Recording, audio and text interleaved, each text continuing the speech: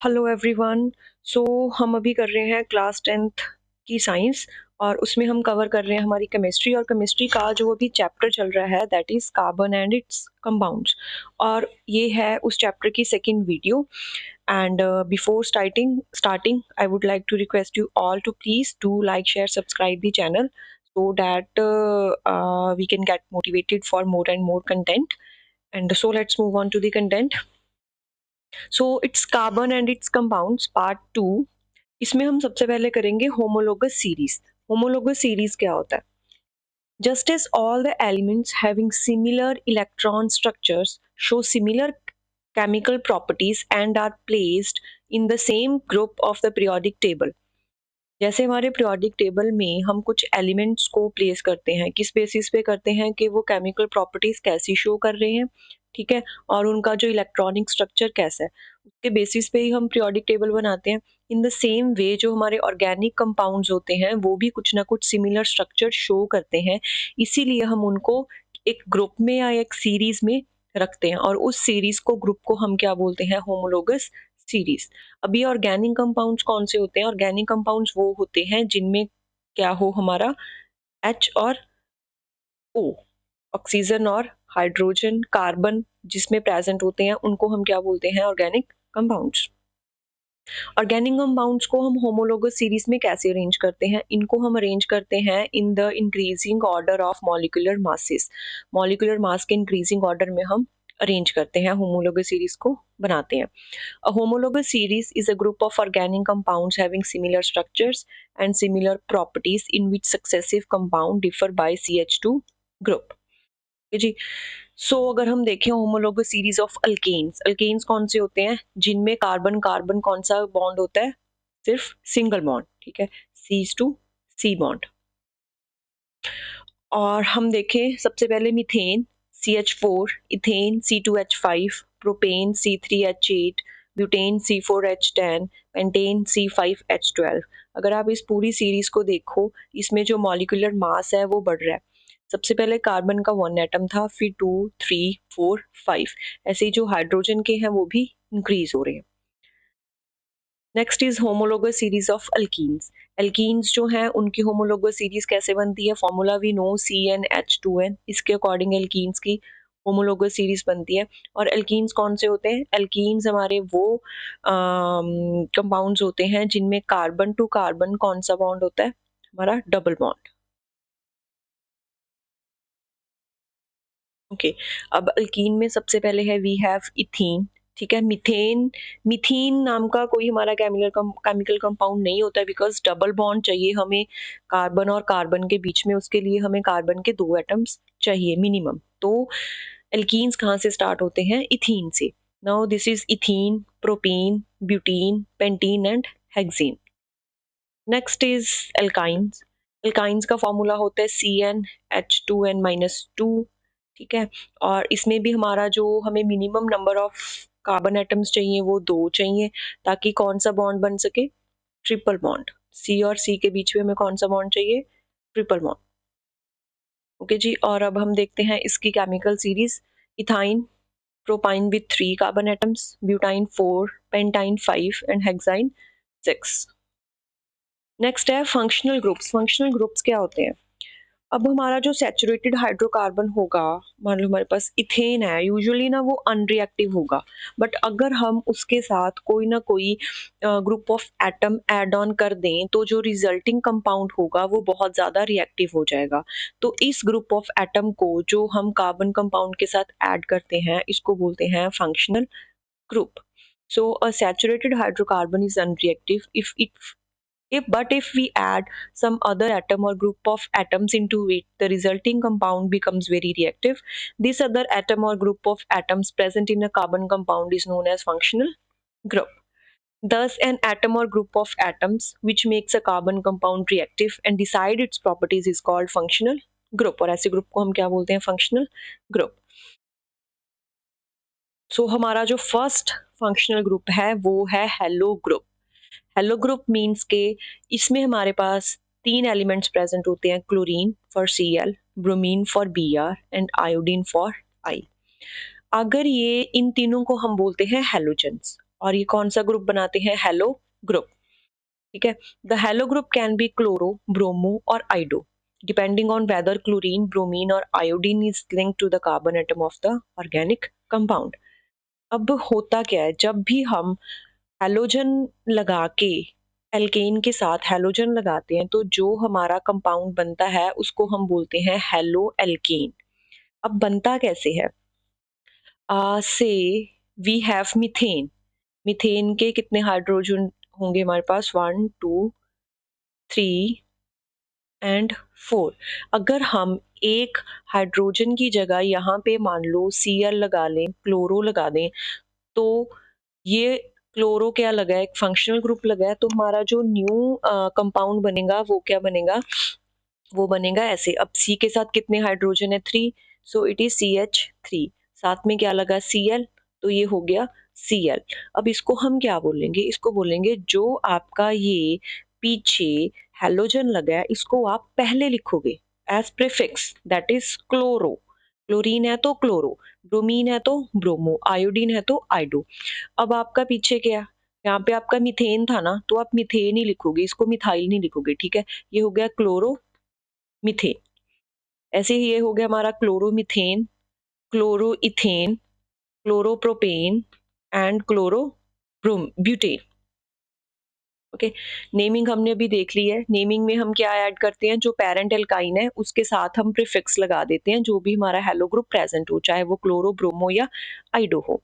ठीक है, जैसे हमने CH3 देखे, CH3 में हमारे पास कितने कार्बन एटम्स हैं? 1। सो पेरेंट अल्काइन क्या हो गया? Methane, that is CH4। Parent तो यही है ना, इसका हमने H रिमूव करके वहां पे Cl लगा दिया। ठीक है, तो उसके साथ ये जो Cl है इसको हम एस प्रीफिक्स यूज करेंगे। So by combining we get chloro and methane, means chloro methane, जिसका के कॉमन नेम क्या है हमारे पास? Methyl chloride.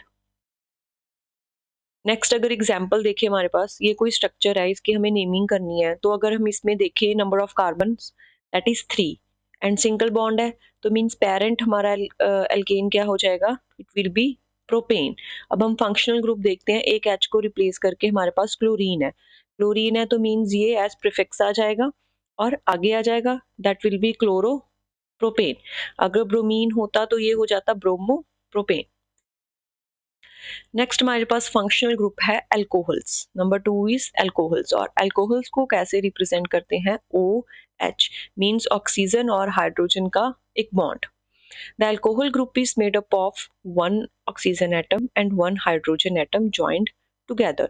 Alcohols are the organic compounds containing hydroxyl group. Hydroxyl group किसको बोलते हैं? ये OH वाले ग्रुप को। ठीक है, the alcohols also form homologous series and the general formula is CnH2n+1 and OH।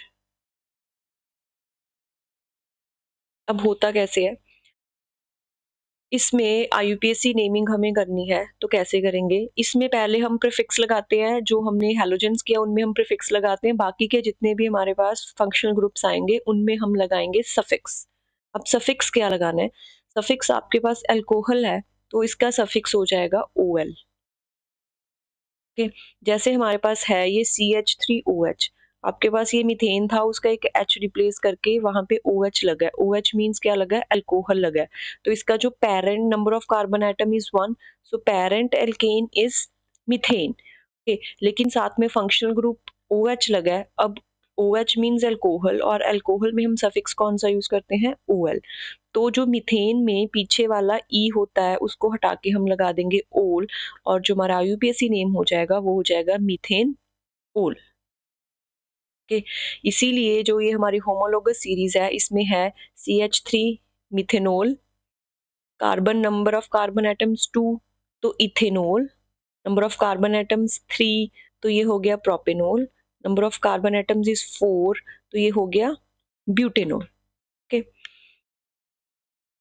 Next अगर इसमें देखिए हम number of carbon atoms is 3 तो ये हो जाएगा प्रोपेन, और पीछे है OH मींस ओल तो ये हो जाएगा प्रोपेनोल। ये अल्कोहल्स का हमारे पास टेबल आ गया पूरा। मीथेन स्ट्रक्चर्स आप देख सकते हो, मीथेन एक H हटा के हमने OH लगा दिया, इथे ethanol, propanol and butanol. Next हमारे पास जो फंक्शनल ग्रुप है दैट इज द एल्डिहाइड, और एल्डिहाइड हम शो करते हैं CHO, मींस कार्बन, हाइड्रोजन और ऑक्सीजन, इनकी बॉन्डिंग से। अब इस इनकी बॉन्डिंग कैसे होती है, जो कार्बन और ऑक्सीजन का बॉन्ड होगा that will be a double bond, और जो कार्बन के एक साइड लगा होगा हाइड्रोजन, वो बॉन्ड होगा सिंगल बॉन्ड। जी, so the aldehyde group consists of one carbon atom, one hydrogen atom and one oxygen atom joint together. और एल्डिहाइड ग्रुप में जो हम सफिक्स यूज करते हैं वो होता है अल, एल अल, और जो भी कंपाउंड्स में एल्डिहाइड ग्रुप पीछे लगा होता है उनको हम बोलते हैं एल्डिहाइड्स। तो ये हो गया हमारा एल्डिहाइड ग्रुप का IUPAC नेमिंग। इसको हम देखते हैं, पहले हम देख लें।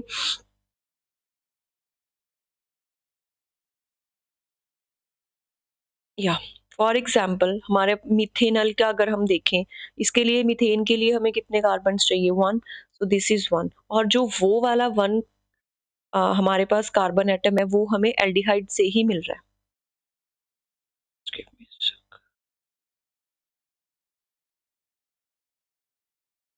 या मीथेन के लिए हमें चाहिए C, एक कार्बन एटम वो हमें एल्डिहाइड से मिल रहा है, तो इसके साथ ही हम डबल बॉन्ड लगा देंगे O का, और एक हो गया हमारा H। अब कार्बन के कितने पूरे हो गए हैं, 2 यहाँ से, एक यहाँ से, 3, एक रह गया ना, वैलेंसी इसकी 4 है, तो एक H हम यहाँ पे लगा देंगे। ये हो गया आपका मिथेनल। ऐसे ही इथेनल, इथेनल की जब बात होगी तो आपको कितने कार्बन एटम्स चाहिए, 2 कार्बन चाहिए, सो दिस इज 1, एक आपका यहाँ से आ गया 2, इनमें कौन सा बॉन्ड हो गया, सिंगल। अब देखो इस कार्बन के तो 4 पूरे हो गए, 1 2 3 एंड 4, इसका एक ही है, एक और एक 2, मीन्स एक और 2 और चाहिए, 1 एंड 2 हाइड्रोजन, तो ये हो गया CH3CHO, इथेनल। ऐसे ही हमारा propanal, and last is butanal. Okay, so इनमें हमने देख लिया कि जो हम सफिक्स है वो कौन सा यूज करते हैं, AL। ये हो गए हमारे स्ट्रक्चर्स, ये हो गया हमारा methanal. Now this is the ethanal, मैंने आपको इलेबोरेट करके दिखा दिया है, that is propanal. Next is butanal, और ये साथ में इनके कॉमन नेम्स भी हैं। मिथेनल को हम बोलते हैं फॉर्मेल्डिहाइड, इथेनल को बोलते हैं एसिटल्डिहाइड, और प्रोपेनल को बोलते हैं प्रोप्यूनल एल्डिहाइड, ब्यूटेनल को बोलते हैं ब्यूट्राएल्डिहाइड। नेक्स्ट हमारे पास जो फंक्शनल ग्रुप है number 4th, that is the ketone group. Ketone group में क्या होता है, सिर्फ और सिर्फ हमारे पास कार्बन और ऑक्सीजन ही प्रेजेंट होती है, और हमें पता है कि कार्बन और ऑक्सीजन में जब भी बॉन्डिंग होती है तो वो कौन सी होती है, that is a double bond. Yes, the ketone group consists of one carbon atom and one oxygen atom. The oxygen atom of ketone group is joined to carbon atom by a double bond. Now the compounds containing ketone group are known as ketones. Okay, अब IUPAC naming कैसे करते हैं। एक तो सबसे पहले ketone का आपको ध्यान रखना है कि जो कीटोन होगा हमारा फंक्शनल ग्रुप वो हमेशा सेंटर में लगेगा। मींस अगर आपका यहाँ पे C डबल बॉन्ड O है तो ये आपका एंड पे नहीं लगेगा, इसके इधर वाली साइड भी आपको कोई कोई ना कोई कार्बन का कंपाउंड चाहिए और लेफ्ट साइड भी चाहिए। तो मींस के मिनिमम हमें कितने नंबर ऑफ कार्बन एटम्स चाहिए for ketone functional group, that is the 3। तो इसका जो सबसे फर्स्ट कंपाउंड होगा वो होगा propanone. Okay, that will be CH3COCH3, means centre में लगाया डबल बॉन्ड O, इस कार्बन की तो वैलेंसी पूरी होगी, अब इसकी चाहिए तो इसका हाइड्रोजन एक दिस साइड और एक नीचे, ऐसे ही इसका दिस दिस एंड दिस, तो ये हो गया for propanone CH3 C double bond O and CH3। Okay, और दूसरी बात, हम कीटोन में जो सफिक्स यूज करते हैं that is the ONE, own. Okay, आपका प्रोपेन था पैरेंट चेन, इसमें नंबर ऑफ कार्बन एटम्स 3, और आपका पीछे सफिक्स हो गया ओन, तो ये हो गया propanone, butanone, pentanone, hexanone. For example आपको पेंटानोन बनाना है तो आप कैसे बनाओगे? सबसे पहले तो आपको चाहिए C double bond O ketone. ये आपको पता है कि बीच में आएगा, साइड में तो जाएगा नहीं, ठीक है। C double bond O. अब कार्बन एटम्स चाहिए आपको 5, एक आपके पास है, 4 आपको लगाने हैं, एक इस साइड लगा दो, ठीक है। एक कार्बन एटम ये हो गया, पहले तो कार्बन पूरे कर दो, 1 2, नेक्स्ट इज 3 4 एंड 5। अब देख के आप हाइड्रोजन पूरी कर दो एज पर देयर वैलेंसी, तो ये आपका हो जाएगा पेंटानोन।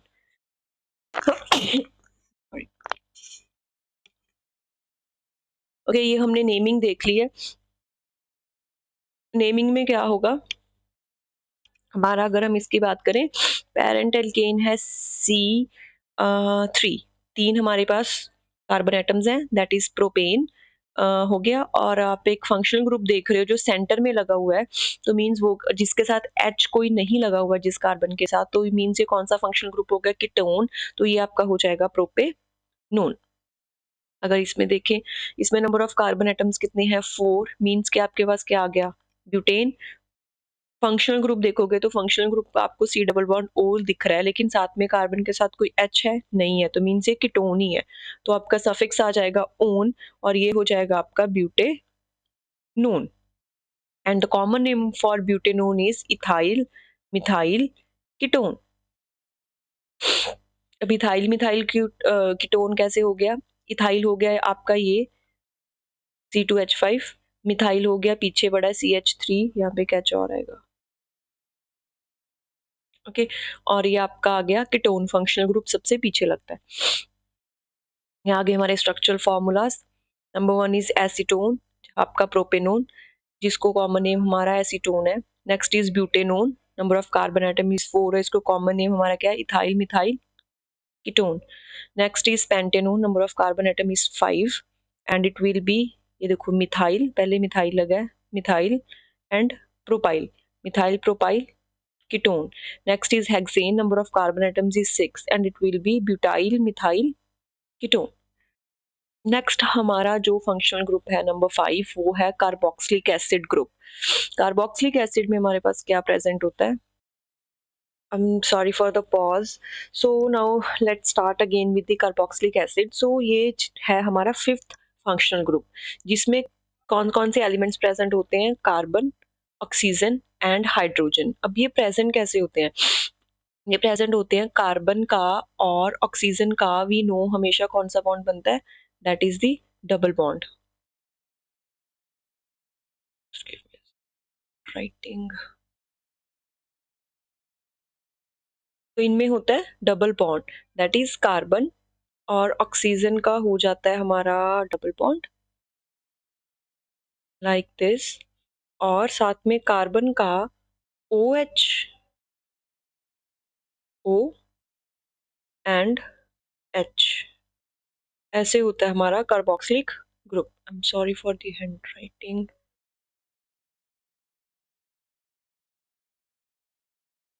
सो कार्बोक्सिलिक ग्रुप को हम कार्बोक्सिल ग्रुप भी बोलते हैं, और जिन ऑर्गेनिक कंपाउंड्स में ये हमारा कार्बोक्सिलिक ग्रुप प्रेजेंट होता है उनको हम कार्बोक्सिलिक एसिड्स या फिर ऑर्गेनिक एसिड्स भी बोलते हैं, ठीक है। अब अगर हम देखें इनकी IUPAC नेमिंग, जैसे हमारा है the IUPAC naming of organic acid is obtained by replacing E, हमें पता है हम हमेशा ई रिप्लेस करते हैं पेरेंट एल्काइन का, और अब हम सफिक्स कौन सा लगाएंगे? ओइक। ओइक एसिड हम सफिक्स लगाएंगे और पीछे हम एक वर्ड लगा देंगे दैट इज द एसिड, ठीक है। जैसे कि अगर हम बात करें HCOOH की, तो मीन COOH अगर हम देखें तो ये क्या हो गया हमारा? कार्बोक्सिलिक एसिड, ओके जी। अब इसमें नंबर ऑफ कार्बन एटम्स कितने हैं? दैट इज 1, तो मीन्स के मीथेन। अब मीथेन है, number of carbon atom methane है, पीछे ऑक्सिक कार्बोक्सिलिक एसिड का ग्रुप लगा हुआ है, तो सफिक्स हम लगाएंगे ओइक, तो ये हो जाएगा मीथेनोइक एसिड। और कॉमन नेम क्या मिथेनोइक एसिड का? That is formic acid. अगर हम पीछे वाली स्लाइड में देखें तो नंबर ऑफ कार्बन एटम 1 के साथ है हमारा methanoic acid, okay. Number of carbon atoms 2 के साथ है इथेनोइक ग्रुप, और 3 के साथ है प्रोपेनोइक ग्रुप, और 4 के साथ है ब्यूटेनोइक एसिड। ओके जी। नाउ नेक्स्ट है, अगर हम इसकी करके देखें हमारी आईयूपीएसी नेमिंग, तो नंबर ऑफ हमारे पास कार्बन एटम्स कितने हैं, 2, तो ये हो जाएगा इथेन। फंक्शनल ग्रुप देखें तो डबल बॉन्ड O है लेकिन साथ में OH भी है, मीन्स ये कौन सा ग्रुप हो गया, कार्बोक्सिलिक ग्रुप। तो ये हो जाएगा इथेन के पीछे हमने लगा दिया ओइक एसिड, ये हो जाएगा इथेनोइक एसिड, और इसका कॉमन नेम जो है वो है एसिटिक एसिड। ये आगे हमारे structures.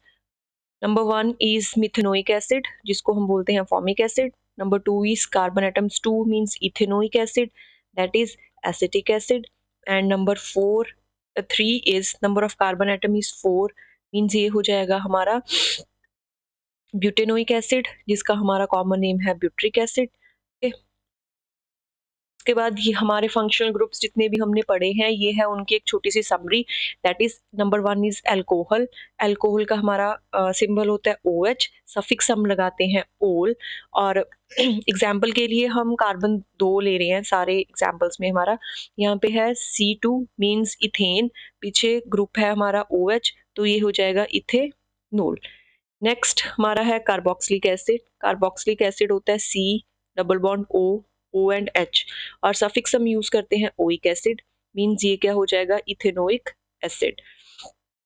Next is aldehyde. Aldehyde में हमारा होता है C double bond O and H mean CHO, suffix हम यूज करते हैं अल, ये हो जाएगा इथेनल। कीटोन हमारा होता है C double bond O, suffix हम यूज करते हैं ओन, और कीटोन के लिए हमें minimum carbon number of carbon atoms चाहिए 3, तो ये हो जाएगा हमारा प्रोपेनोन। नेक्स्ट है कोल एंड पेट्रोलियम। हम कोल एंड पेट्रोलियम इस टॉपिक में क्यों पढ़ रहे हैं, वी आर स्टडिंग बिकॉज जो कोल एंड पेट्रोलियम होते हैं उनमें भी हमारे जो कार्बन कंपाउंड्स होते हैं वो प्रेजेंट होते हैं। Now, a fuel is a material that has energy stored inside it, we know, and when the fuel is burned, the energy is released mainly as heat. Energy उस heat के form में निकलती है, और उस heat को हम various purposes के लिए यूज करते हैं, जैसे cooking food, heating water, and for running generators in thermal power stations, machines in factories and engines of motor cars etc. अब ये जो फ्यूल्स होते हैं ना, ये हमें पता है इनमें कार्बन प्रेजेंट होती है, या तो वो एज फ्री कार्बन प्रेजेंट होगी जो कार्बन है, या फिर वो एज कार्बन कंपाउंड्स की फॉर्म में प्रेजेंट होगी। अब कार्बन फ्रीली किन फ्यूल्स में प्रेजेंट होती है, वो है हमारा coal, coke and charcoal. And as compounds किस फॉर्म में प्रेजेंट होती है, kerosene, petrol, LPG, natural gas. अब जो हमारे फ्यूल्स होते हैं इनमें हमें पता है कि कार्बन प्रेजेंट होती है, और जब भी हम कार्बन को किसी भी फॉर्म में बर्न करते हैं, burning means in the presence of oxygen, तो वो हमें हमेशा क्या देती है, heat plus CO2 gas.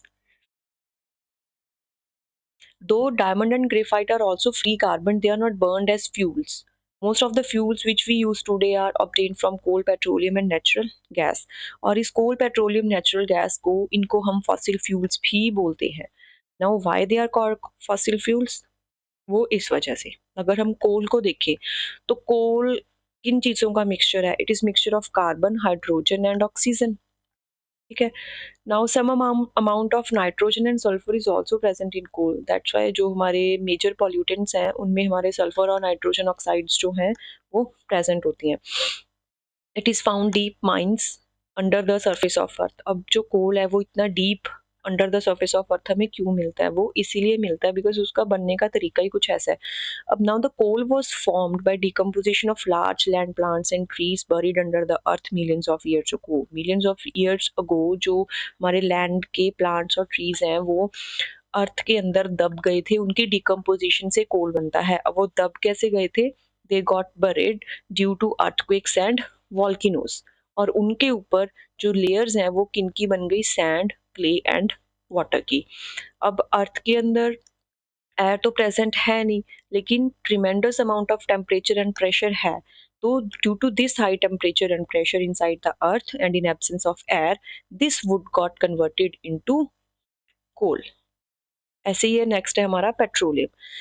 Petroleum जो है वो हमारा डार्क कलर का होता है, विस्कस होता है, मीन्स गाढ़ा होता है, और उसकी जो स्मेल है वो काफी फूल होती है। Now the petroleum means rock oil, हम पेट्रोलियम को रॉक ऑयल भी बोलते हैं बिकॉज जो हमारे रॉक्स होते हैं उनके बीच में ये ट्रैप हुआ होता है. It is called petroleum because it is found under the crust of earth trapped in the rocks. Now the crude oil petroleum, अब इस मिक्सचर कौन सा होता है? It is a mixture of several solid liquid and gaseous hydrocarbons का, जो कि water salt और अर्थ के पार्टिकल से मिक्स हुआ होता है. The fuels such as petrol, kerosene, diesel and LPG are obtained from petroleum. Petroleum से हम डिफरेंट डिफरेंट जो फ्यूल्स हैं उनको obtain कर सकते हैं बिकॉज जो हमारा पेट्रोलियम है वो एक सिंगल कंपाउंड से मिलके नहीं बना है. It is a mixture of compounds, काफ़ी सारे हाइड्रोकार्बन से मिलके वो बना है. और पेट्रोलियम बनता कैसे है? पेट्रोलियम बना था, पेट्रोलियम ऑयल जो है वो बनता है decomposition of small plants and animals. लेकिन कौन से स्मॉल प्लांट्स एंड एनिमल्स? जो हमारे अंडर द सी दब गए थे millions of years ago. The chemical effects of pressure, heat, and bacteria converted the remains of microscopic plants and animals into petroleum oil. ठीक है. Next is this conversion takes place in the absence of air, means कि जो हमारा कोल convert हुआ था और जो हमारा पेट्रोलियम बना था वो सारा in the presence of oxygen हुआ था. ये हमने पढ़ लिया ऑलरेडी. नेक्स्ट, अब जो ये हमारे सब्सटेंसेस होते हैं, why do substances burn with और विदाउट अ फ्लेम? हमारे जो सब्सटेंसेस हैं जब भी हम उनको बर्न करते हैं तो जो एक फ्लेम है वो निकलती है, लेकिन ज़रूरी नहीं है कि वो हर बार निकले. ऐसा क्यों? अब अगर हम कैंडल हो, कुकिंग गैस हो या केरोसिन ऑयल हो, जब भी हम उनको बर्न करते हैं तो एक फ्लेम जो है वो निकलती है. फ्लेम है क्या? Flame is a region where combustion of gaseous substance takes place. ठीक है. तो जब भी हम किसी गैशियस सब्सटेंस को, गैस को बर्न करेंगे तो जो फ्लेम है वो प्रोड्यूस होगी. ओके. अब जो हमारी फ्लेम्स है ना वो दो तरह की होती हैं, एक होती है ब्लू और एक होती है येलो. जब भी हमारे पास ऑक्सीजन की सप्लाई सफिशिएंट हो, मीन्स हम किसी भी फ्यूल को जब एटमॉस्फेयर में बर्न करते हैं तो जो अ, हमारी फ्लेम पैदा होती है वो होती है ब्लू फ्लेम. ठीक है. और जो ब्लू वाली फ्लेम होती है it doesn't produce much light and so it is said to be non luminous flame. ठीक है. जैसे कि हमारी गैस स्टोव हो गया, कुकिंग गैस होगी, जब भी हम इनको बर्न करते हैं तो हमें ब्लू कलर की फ्लेम होती है जो कि नॉन ल्यूमिनस होती है, मीन्स इसकी ज़्यादा रोशनी नहीं होती है. लेकिन जब भी हम ऑक्सीजन सप्लाई की एब्सेंस में या इनसफिशिएंसी में फ्यूल को बर्न करते हैं तब जो हमारी फ्लेम आती है दैट इज द येलो. और येलो कलर क्यों होता है? बिकॉज जो कार्बन के पार्टिकल्स हैं वो अच्छी तरह बर्न नहीं हो पा रहे हैं, वो आधी अधूरी बर्निंग हो रही है, they are incomplete, there is incomplete combustion. तो इसीलिए वो जो येलो कलर के फ्लेम होती है वो आती है due to glow of this unburned carbon particles. जी. So this was all about the chapter. So please do like, share, subscribe the channel. अब इसके आगे जो हम करेंगे, इस चैप्टर की एक लास्ट वीडियो आएगी जिसमें होगा कि जो हमारे ये केमिकल ऑर्गेनिक कंपाउंड्स हैं इनकी हम कुछ प्रॉपर्टीज करेंगे. And so stay tune for the next video. Thank you so much.